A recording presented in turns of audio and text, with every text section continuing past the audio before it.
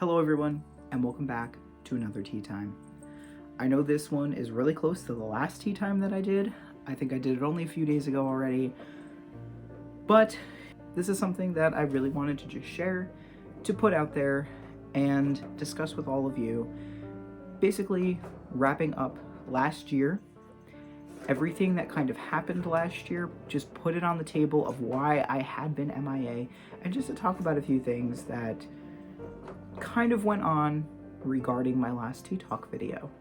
So ultimately, I'm just putting it out there as a warning, but this video is going to be full of some hot tea. So as I've said many times throughout the course of last year, it really was a very hectic and crazy year. I didn't get to make as many videos as I wanted to, as I originally had planned to. A lot of things happened that were unexpected. I kind of hope that everybody understood that, because ultimately 2020 for everybody, I think, was a crazy year. I think it was not expected. I think everybody was struggling in their own ways, and I kind of was hoping that everybody kind of understood that and not really held it against anyone for what was going on in their life or what they have time to do, etc.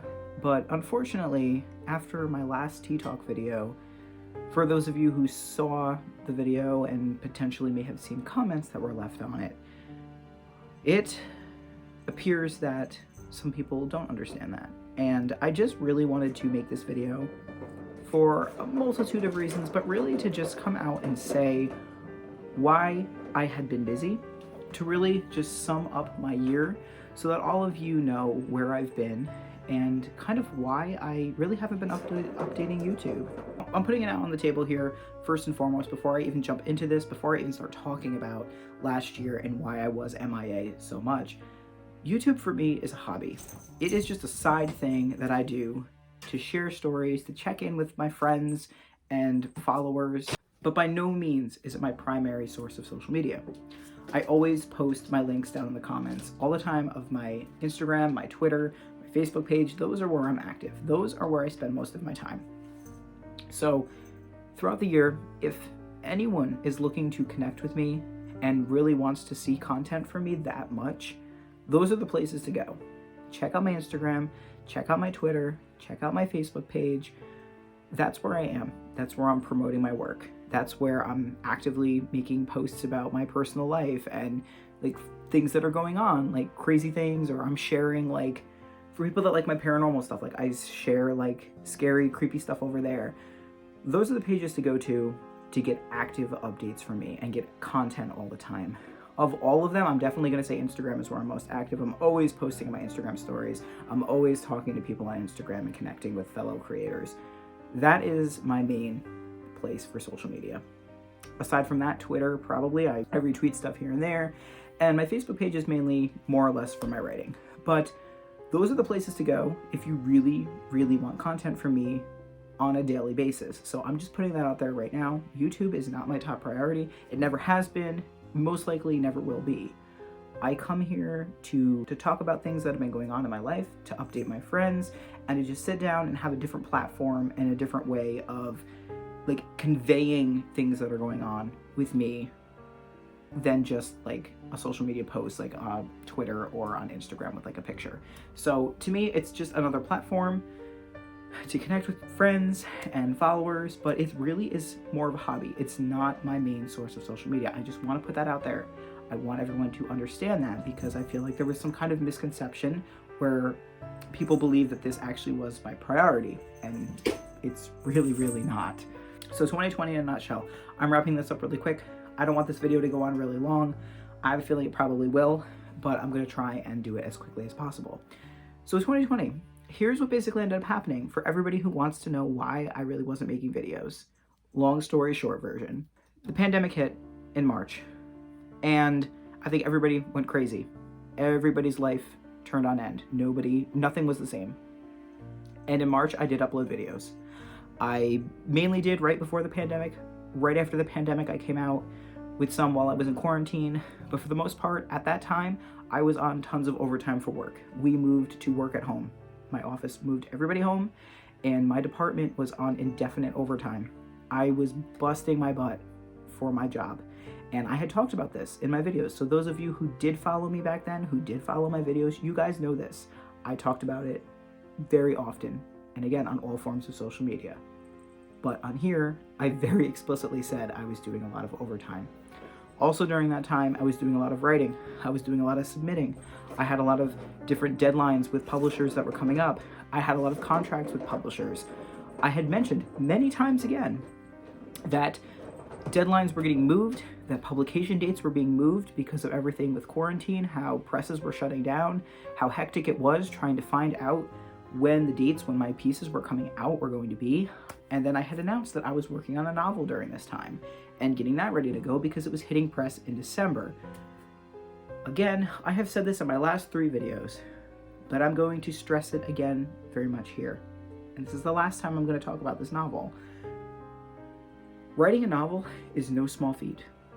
Anyone here who is a writer, I'm sure you understand. Even if you're not a novelist, you know that when you commit to writing, when writing is your career, it is a lot of hard work. It is a lot of dedication. It's not just sitting down and willy-nilly writing. You have to plan. You have to schedule it into your day. You have to revise. You have to edit. You have to research publishers. You have to send query letters. You have to write up your own schedules. You have to correspond with publishers. You have to make time to review contracts. In some cases, make time to actually make calls to publishers and editors and discuss things with them and get ready for publication if you're accepted and run social media campaigns and get hype up. It's a lot of work. It is a job in itself. And that alone is just for small level publishing. That is like literary magazine level. When you throw a novel in there, it is like a whole other job in itself. And again, I'm not going to go into this anymore because I've talked about it in my last 2 videos, but it is a lot of work. And on top of working overtime, on top of doing my small fiction career and writing a novel, it was basically doing 3 jobs. So from March, literally until the end of 2020, I was doing 3 jobs. I was busy. April and May blew by. I was doing overtime again, nonstop, and I did update in that time. I let everybody know what was going on with me. I had said that I wanted to work on videos, but I couldn't because I didn't have enough time. And then June hit, and I did a huge update in July on my June, which quite a few people actually did not like. And I don't want to say that it like miffed me, but the fact of the matter is June was the hardest month of last year for me. And it was the main reason why my channel slowed down. I basically had to move in 3 days. I never went into anything on this. I wanted to, and I never had time because it would have taken a lot of time for me to sit down and actually film a full video on everything that happened. But for those of you who don't know, long story short, what ended up happening in June is when the pandemic hit, my girlfriend moved out. She literally went home to stay with her parents and told me that she was going to be there 2 weeks and decided she was never coming back. She literally dipped. The minute that the pandemic hit, she dipped. She moved back in with her parents. She told me it was going to be for 2 weeks. And I was stuck at our place by myself, having to deal with the rent, having to deal with just everything that was going on. And the end of May, finally, I had told her, I'm like, when are you coming home? Because there's just a lot of stuff going on. And right then and there, I already knew the answer. She was never coming back. My family knew that. And it just was very stressful. And ultimately, the feeling of abandonment was horrible. And all of just the lies that had been said. And I ended up finding out a lot of things that she had said about me to other people that were not true. These people knew they weren't true, and of course these things get back to you. But it was a bunch of lies that had been going on for over a year. And just the fact that she left and she was not planning on ever coming back. So I ended up telling my landlord that, you know, we couldn't stay there anymore. And I had 3 days to move because we violated our lease. And our relationship ended. It ended very sourly because, like I said, I found out a lot of things that were going on behind closed doors. I'm not getting into all of it here. It's nobody's business, but I'm just very briefly filling you in because of just people wanting to know why I haven't been here. The minute the pandemic hit, she decided to flee and go live with her parents and not tell me. And I was left high and dry.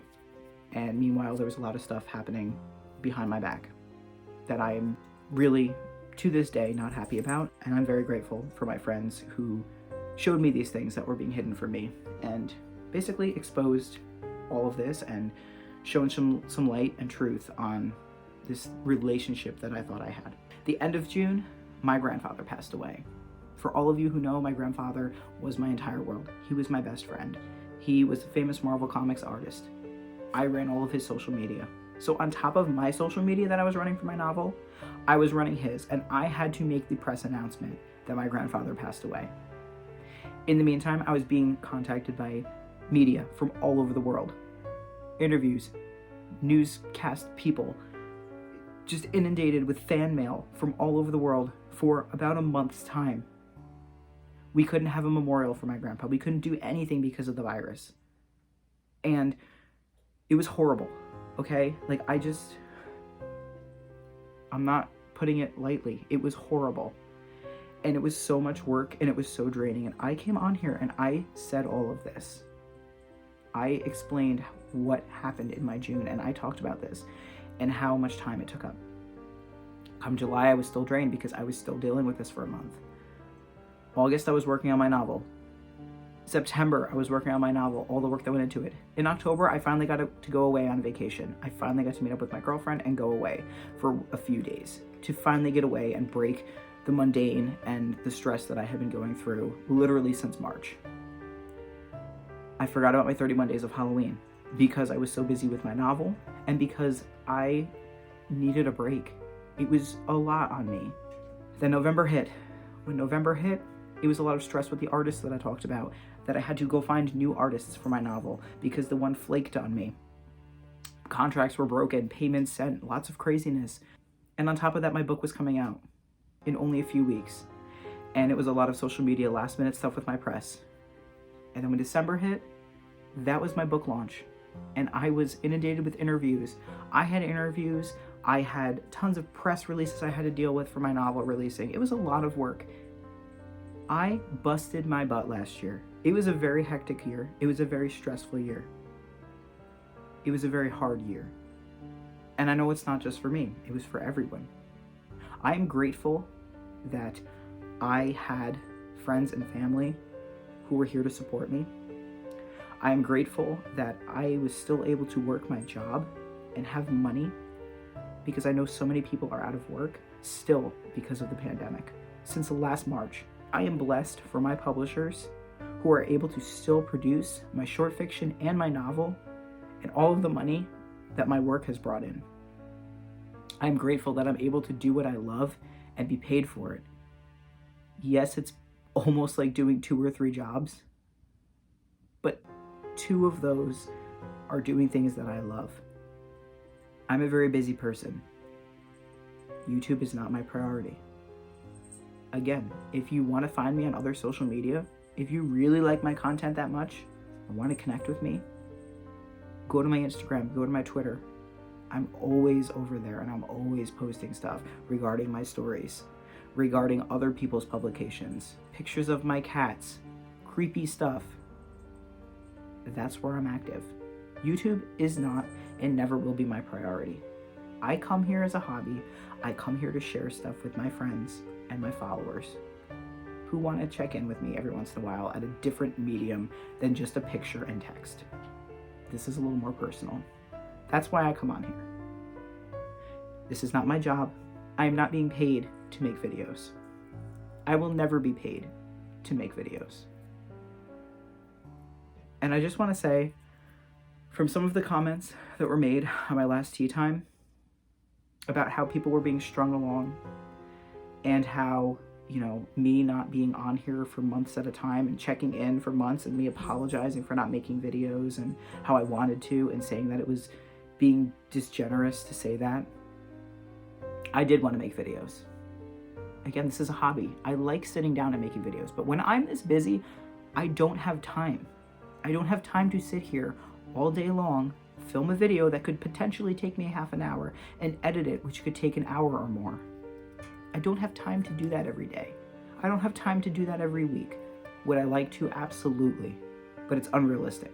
And to expect that from somebody who is very busy and who at least has the decency to come on here, even if it's every few months, to update you on what has been going on in their life, I'd say by making a point to at least make a video to acknowledge their followers, that's better than just completely dipping altogether and never making a video.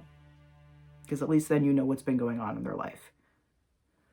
But apparently for some people, that's not good enough. But at the end of the day, I'm going to wrap this up in a minute because it's getting long and I don't want to keep rambling and all of this. What I'm going to say is, regardless of what kind of creator you are, and I'm an extremely small channel. I'm literally only on here to vlog, talk about my books, and occasionally talk about like paranormal stuff, like when I have time to and when I like have things to talk about. That's it. That's all I do. I come on here for fun. It doesn't matter if you're a big name creator or if you're a small time creator like me. Creators of any sort, be it videos, be it posts on Twitter, be it even writing content or photos on Instagram, they do not owe you anything. And I'm sorry if that's harsh, and I'm sorry if that's blunt, but creators do not owe you anything. We are people. We have lives, and things happen. And people need to understand that. We don't have time to just sit here and make content for you 24/7. Would we like to? Absolutely. And that's what I say in my videos. I would have loved to, and I would want to, and I do want to. But life gets in the way, and life is more important than a video on YouTube or a picture on Instagram. No one owes you anything. We're not paid to do this. Our priority is our life, our family, our health, our friends, our careers. And I just want to put that out there.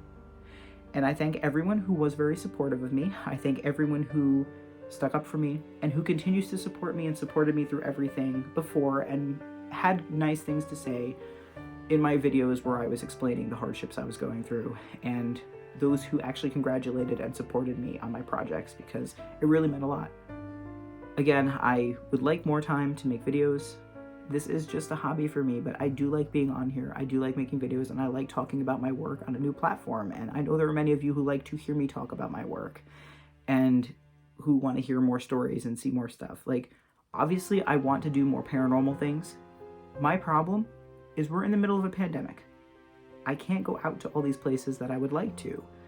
We were booked to go to the Shanley Hotel last year. We couldn't do it because of the pandemic. There's a lot of places that we wanted to go that we can't. When the world opens up again, when things get better, and I have more free time, obviously I'm going to go and do these videos like I've promised. Because for me, they're fun. It's what I want to do. And at the end of the day, that's what my channel is. My channel is for me. It is my videos that I want to post for myself to share with my friends and followers. I'm going to wrap this up. This video is getting long, but again, thank you for everybody who's been so supportive, and those of you who do understand. I definitely appreciate it, and you are what keeps me going over here and keeps me coming back to post videos, even if they are few and far between sometimes. Please remember, keep washing your hands, don't touch your face, don't be stupid, stay safe. I love all of you, and I will see you very soon in another video.